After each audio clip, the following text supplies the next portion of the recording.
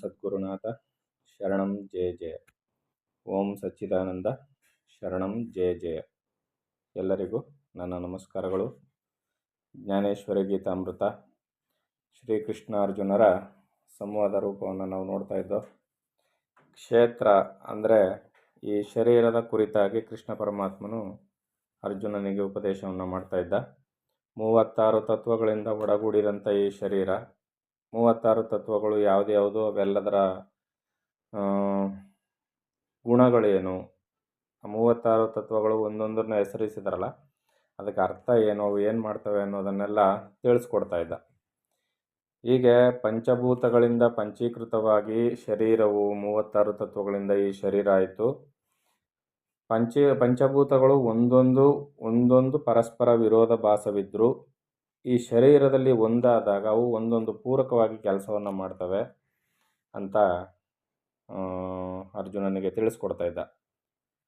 ಆದರೆ ಈ 36 ತತ್ವಗಳಿಂದ ಒಡಗೂಡಿದ ಈ ಶರೀರದಲ್ಲಿ ಪಂಚಭೂತಗಳು ಒಂದಕ್ಕೊಂದು ಪರಸ್ಪರ ವಿರೋಧಾಭಾಸವಿಲ್ಲದೆ ಇದ್ದರೂ ಕೂಡ, ಒಂದಾಗಿದ್ದರೂ ಕೂಡ, ಪಿಪೀಲಿಕಾದಿ ಬ್ರಹ್ಮ ಪರ್ಯಂತ ಜನನ ಮರಣವನ್ನು ಹೊಂದುವ ಈ ದೇಹವೇ ಕ್ಷೇತ್ರ ಅನ್ನಿಸ್ಕೊಳ್ತದೆ. ಆದರೆ ಅವುಗಳಲ್ಲಿಯ ದೇವ, ಮಾನವ, ನಾಗಾದಿ ಯೋನಿ ಭೇದಗಳಾದ ಭಿನ್ನ ಭಿನ್ನ ವರ್ಗಗಳೆಲ್ಲವೂ ಸತ್ವ, ರಜ, ತಮೋ ಗುಣಗಳು ಮತ್ತು ಕರ್ಮಗಳ ಸಂಯೋಗದಿಂದ ಜನಿಸುತ್ತದೆ. ಈಗ ಎಲ್ಲ 36 ತತ್ವಗಳಿಂದ ಒಡಗೂಡಿದಂಥ ಈ ಶರೀರ ಹುಟ್ಟಬೇಕಾದ್ರೆ ಇಷ್ಟೊಂದು ಪ್ರಭೇದಗಳು ಯಾಕೆ ಕಾಣಿಸ್ಕೊಳ್ತು ಅಂತ ಅಲ್ವಾ? ಮಾನವರು, ದೇವತೆಗಳು, ಗಂಧರ್ವರು, ಯಕ್ಷರು, ಕಿನ್ನರು, ಕಿಂಪುರುಷರು, ಇತರ ಪ್ರಾಣಿ ವರ್ಗಗಳು, ಇತರ ಸಸ್ಯ ವರ್ಗಗಳು, ಹೀಗೆ ಜೀವರಾಶಿಗಳ ಈ ದೇಹಗಳೆಲ್ಲ ಕಾಣಿಸ್ಕೊಳ್ತಾವಲ್ಲ, ಇದಕ್ಕೆ ಕಾರಣ ಏನು ಅಂದರೆ, ಇದಕ್ಕೆ ಕಾರಣ ಇಷ್ಟೇ: ಕರ್ಮಗಳ ಸಂಯೋಗ ಮತ್ತು ಸತ್ವ, ರಜ, ತಮೋ ಗುಣಗಳು ಇವಿಷ್ಟುಗಳ ಸಂಬಂಧದಿಂದಾಗಿ ಈ ದೇಹಗಳು ಬೇರೆ ಬೇರೆಯಾಗಿ ಕಾಣಿಸ್ಕೊಳ್ತವೆ.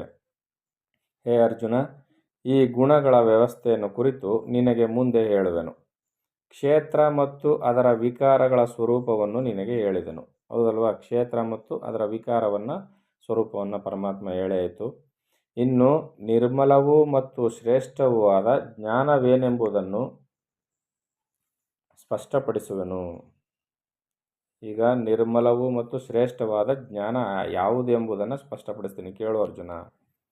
ಯಾವ ಜ್ಞಾನ ಪ್ರಾಪ್ತಿಯಾಗಿ ಯೋಗಿಗಳು ಸ್ವರ್ಗ ಸುಖವೆಂಬ ಡೊಂಕಾದ ಮಾರ್ಗವನ್ನು ದಾಟಿ ಆಕಾಶವನ್ನು ಸಹ ಕಬಳಿಸಿಬಿಡುವರೋ, ಅಂದರೆ ಸ್ವರ್ಗ ಸುಖ ಅಂತಕ್ಕಂಥದ್ದು ಡೊಂಕಾದ ಮಾರ್ಗ ಅಂತ ಹೇಳ್ಬಿಟ್ರಿ ಇಲ್ಲಿ.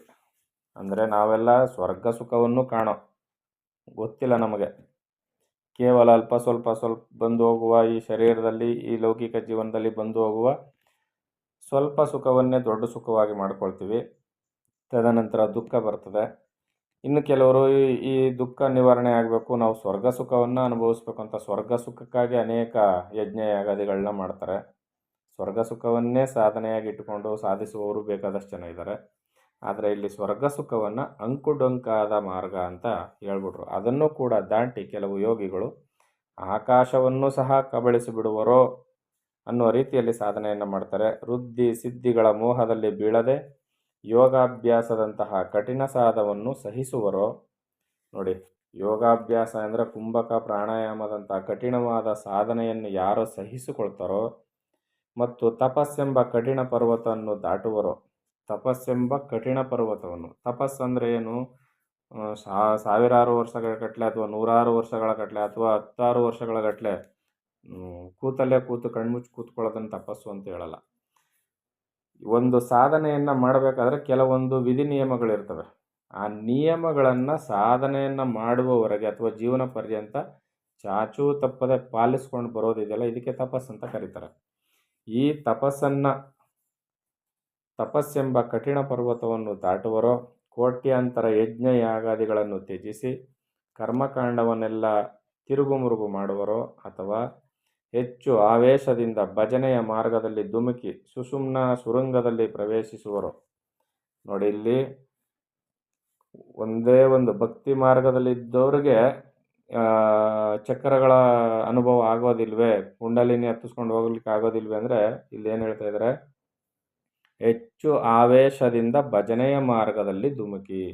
ಮೈ ಮರೆತು ಕಣ್ಣೀರು ಸುರಿಸಿ ಪ್ರಪಂಚವನ್ನು ಮರೆತು ಭಕ್ತಿಪೂರ್ವಕವಾಗಿ ಅಂದರೆ ಪರಾಭಕ್ತಿಯಲ್ಲಿ ಮುಳುಗಿ ಯಾರು ಭಜನೆಯನ್ನು ಪರಮಾತ್ಮನ ನಾಮಸ್ಮರಣೆಯನ್ನು ಮಾಡ್ತಾರೋ ಅವ್ರಿಗೆ ಹೇಳ್ತಾ ಇರೋದು. ಅವರಿಗೆ ಕುಂಡಲಿನಿ ಎದ್ದು ಸುಷುಮ್ನಾ ಸುರಂಗದಲ್ಲಿ ಪ್ರವೇಶ ಮಾಡ್ತದೆ. ಸುಮ್ಮನೆ ನಾವು ಬಾಯಿನಲ್ಲಿ ಪರಮಾತ್ಮನ ನಾಮ ಜಪ ಮಾಡಿಕೊಂಡು ಕೇವಲ ಮನಸ್ಸೆಲ್ಲ ಹೊರ ಪ್ರಪಂಚದಲ್ಲಿ ಸುತ್ತಾ ಇದ್ರೆ ಆಗೋದಿಲ್ಲ. ಅರ್ಥ ಆಯ್ತಲ್ವ? ಅದಕ್ಕೆ ಇಲ್ಲಿ ಕೇವಲ ಸೂತ್ರ ರೂಪದಲ್ಲಿ ಚಿಕ್ಕ ಚಿಕ್ಕ ಎಳೆಯಾಗಿ ಕೊಟ್ಟಿರ್ತಾರೆ. ನಾವು ಅದನ್ನು ಸರಿಯಾಗಿ ಅರ್ಥ ಮಾಡ್ಕೋಬೇಕು. ಏನಂತ? ಹೆಚ್ಚು ಹೆಚ್ಚು ಆವೇಶದಿಂದ ಭಜನೆಯ ಮಾರ್ಗದಲ್ಲಿ ಧುಮುಕಿ ಸುಷುಮ್ನಾ ಸುರಂಗದಲ್ಲಿ ಪ್ರವೇಶಿಸುವರೋ ಮತ್ತು ಇದೇ ಪ್ರಕಾರ ಯಾವ ಯಜ್ಞವನ್ನು ಮಾಡಲು ಮುನಿಗಳು ಅಪಾರವಾದ ಇಚ್ಛೆಯಿಂದ ವೇದವೃಕ್ಷದ ಪ್ರತಿ ಎಲೆಗಳ ಮೇಲೂ ಸುತ್ತುತ್ತಿರುವರೋ. ವೇದವೃಕ್ಷದ ಪ್ರತಿ ಎಲೆಗಳ ಮೇಲೂ ಅಂದರೆ ವೇದದ ಒಂದೊಂದು ಲೈನು, ಒಂದೊಂದು ಸಾಲುಗಳನ್ನು ಹುಡುಕಿ ತೆಗಿತಾ ಇದ್ದಾರೆ. ಪರಮಾತ್ಮನ ದರ್ಶನಕ್ಕೆ ಅಥವಾ ಆತ್ಮಸುಖದ ದರ್ಶನಕ್ಕೆ ದಾರಿ ಯಾವುದು, ಸಾಧನಾ ಮಾರ್ಗ ಯಾವುದು ಅಂತ. ಅದರ ಅರ್ಥ ಇದು. ಮತ್ತು ಹೇ ಅರ್ಜುನ, ಸದ್ಗುರುವಿನ ಅನುಗ್ರಹದಿಂದ ಯಾವ ಜ್ಞಾನವನ್ನು ಪಡೆದು ಜೀವಿತವನ್ನೆಲ್ಲ ಗುರು ಸೇವೆಗಾಗಿಯೇ ವಿನಿಯೋಗಿಸಬೇಕೆಂಬ ಆಶೆಯಿಂದ ಇರುವರೋ, ಯಾವ ಜ್ಞಾನವನ್ನು ಪಡೆದ ಮೇಲೆ ಅಜ್ಞಾನವು ಮೋಹವು ಸಂಪೂರ್ಣವಾಗಿ ನಾಶವಾಗುವುದೋ, ಯಾವ ಜ್ಞಾನವು ಶಿವಜೀವರನ್ನು ಐಕ್ಯಗೊಳಿಸುವುದೋ, ಯಾವುದು ಇಂದ್ರಿಯ ದ್ವಾರವನ್ನು ಮುಚ್ಚಿ ಪ್ರವೃತ್ತಿಯ ವಾದವನ್ನು ಒಡೆದು ಮನೋದುಃಖವನ್ನು ಓಡಿಸುವುದೋ. ಚೆನ್ನಾಗಿ ತಿಳ್ಕೋಬೇಕು, ವಿಚಾರಧಾರೆ ತುಂಬ ಚೆನ್ನಾಗಿರ್ತದೆ. ಇಲ್ಲಿ ಯಾವ ಜ್ಞಾನವನ್ನು ಪಡೆದ ಮೇಲೆ ಅಜ್ಞಾನವು ಸಂಪೂರ್ಣವಾಗಿ ನಾಶವಾಗುವುದು ಮತ್ತು ಮೋಹವು ಪೂರ್ಣವಾಗಿ ನಾಶವಾಗುವುದು, ಯಾವ ಜ್ಞಾನವು ಶಿವಜೀವರನ್ನು ಐಕ್ಯಗೊಳಿಸುವುದು. ಅರ್ಥ ಆಯ್ತಲ್ವ? ಯಾವ ಜ್ಞಾನವನ್ನು ಪಡ್ಕೊಂಡ್ರೆ ಜೀವಾತ್ಮ ಪರಮಾತ್ಮರೆಂಬ ಭೇದ ಅಳಿದು ಹೋಗುತ್ತೆ. ಯಾವುದು ಇಂದ್ರಿಯ ದ್ವಾರಗಳನ್ನು ಮುಚ್ಚಿ. ಇಂದ್ರಿಯ ದ್ವಾರಗಳನ್ನು ಮುಚ್ಚಿ ಅಂದರೆ ಇಂದ್ರಿಯಗಳ ಮೂಲಕ ವಿಷಯ ವಸ್ತುಗಳ ಸುಖವನ್ನು ಅನುಭವಿಸ್ಬೇಕು ಅಂತ ಇರ್ತದಲ್ಲ, ಆ ಇಂದ್ರಿಯ ದ್ವಾರಗಳ ಅಂದರೆ ಇಂದ್ರಿಯಗಳ ಸುಖವನ್ನು ಸಂಪೂರ್ಣವಾಗಿ ಮನಸ್ಸಿನಿಂದ ತೆಗೆದುಹಾಕೋದು. ಮುಚ್ಚಿ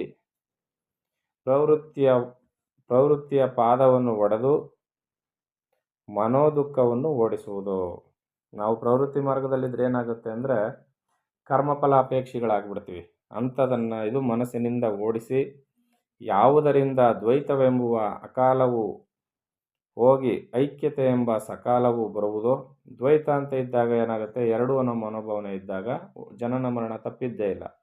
ಇಲ್ಲಿ ಪರಮಾತ್ಮನೇ ನಾನೆಂಬುವ ಭಾವ ಅಥವಾ ಅಹಂ ಬ್ರಹ್ಮಾಸ್ಮಿ ಎನ್ನುವ ಭಾವ ಬರುವವರೆಗೆ ಎಂಬ ಸಕಾಲವು ಬರುವುದೋ, ಯಾವ ಜ್ಞಾನವು ಮದವನ್ನು ನಾಶಪಡಿಸಿ ಪ್ರಬಲವಾದ ಮೋಹವನ್ನು ಭಕ್ಷಿಸಿ ನಾನು ನೀನೆಂಬ ಭೇದವನ್ನು ಲೇಷವಾದರೂ ಇರಗೊಡದೋ, ಯಾವುದು ಸಂಸಾರವನ್ನು ಸಮೂಲವಾಗಿ ಕಿತ್ತೊಗೆದು ಸಂಕಲ್ಪವೆಂಬ ಕೆಸರನ್ನು ತೊಳೆದು ಶುದ್ಧಿಗೊಳಿಸಿ, ಸಂಕಲ್ಪವೆಂಬ ಕೆಸರನ್ನು ಸಂಪೂರ್ಣವಾಗಿ ಕಿತ್ತಾಕುವಂಥದ್ದು, ತೊಳೆದು ಶುದ್ಧಿಗೊಳಿಸುವಂಥದ್ದು ಮತ್ತು ಜ್ಞೇಯ ಸ್ವರೂಪ ಪರಮಾತ್ಮನೊಡನೆ ಆತ್ಮವನ್ನು ಸಮಾಗಮ ಮಾಡಿಸುವುದೋ.